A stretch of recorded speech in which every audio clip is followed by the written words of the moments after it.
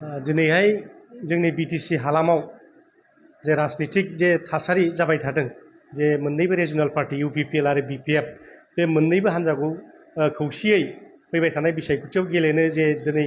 दुलाराय बर' फरायसा आफादनि आफादगिरि मानगिरि दिपेन बर'आ भारतनि उदांस्रि सानाव जे मोनसे मेसेज होदों बे मेसेजखौ आंबो बरायो सासे बिटिसिनि नागरिक जानानै आरो मोनसे समाव दुलाराय बर' फरायसा आफादनि सासे मावथि जानानै आंबो खौसे जानायखौ लुबैयो मानोना जोंबो नुबोदों सोमावसारनायखौ आरो जोंबो सोमावसारनायाव बाहागो लानो मोनबोदों दा बिनिखायनो जोङो जे जों बर' जाथिया एफाग्राब जों जुजिबोबाय दा बे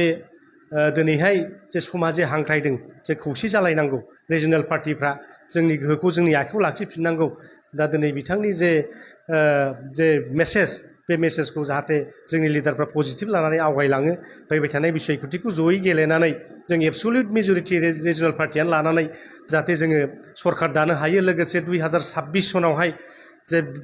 एमएलए इलेक्सन जानो थांगासिनो दं बे इलेक्सनावबो जोङो 15थायाव 15था जोंनि रिजनाल पार्टि गोजा देरहालांनानै आसाम सरकाराव दानायाव जाहाथे जों लायन शेयारखौ लानो हायो जाहाथे गोबांथार साबानि बारा जाहाथे जोङो बेवहाय केबिनेट मन्थ्रि लानानै जाहाथे जोङो जोंनि बिटिसिखौ जाहाथे जौगाहोनो हायो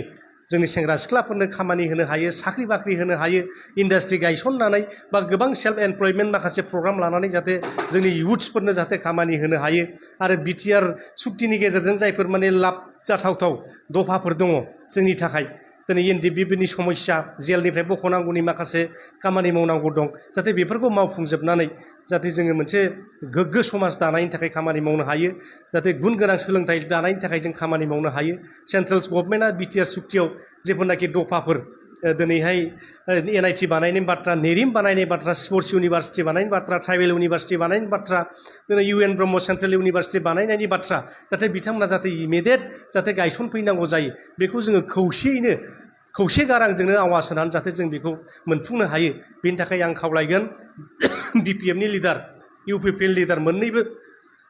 दोलोनि लिडारफोरखौ आं दिनै खावलायगोन जाहाथे जोङो बेक्तिगत सार्थखौ दोनथ'नानै जाथिनि बृहत्तर सार्थनि थाखाय जों खौसे जानांगौ आरो जोङो जे जाथिनि जे मर्यादा बिटिसिनि हा हुखौ जों रैखा खालामनाय जोंनि राव थुनलाइखौ रैखा खालामनाय जोंनि हा हुखौ रैखा खालामनाय माने अलराउन्ड डेभेलपमेन्टनि थाखाय जों खामानि मावनांगौ बिटिसिआव गुबुन गुबुन जाथिफोर दङ बे दिनै 14था जातिफोर जों बिटिसिआव दङ बे 14था जातिफोरखौ लानानै बिथांमोननोबो इकुवेल राइट्स दिनै फान्डामेन्टेल राइट्स बिथांमोननो कनस्टिटिउसनेल राइट्स बेखौ जाहाथे होनानै जों बिटिसिआव मोनसे आदर्श बिटिसि मडेल बिटिसि जाहाथे दानो हायो बड'फानि सिमां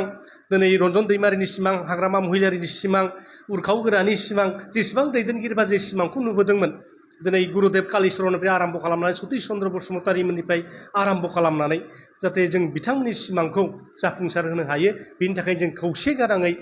खौसे माने आगानै जाहाथे जों बयखौबो जाहाथे आगान सुरनो जाहाथे खावलायनानै जोंनि जाहाथे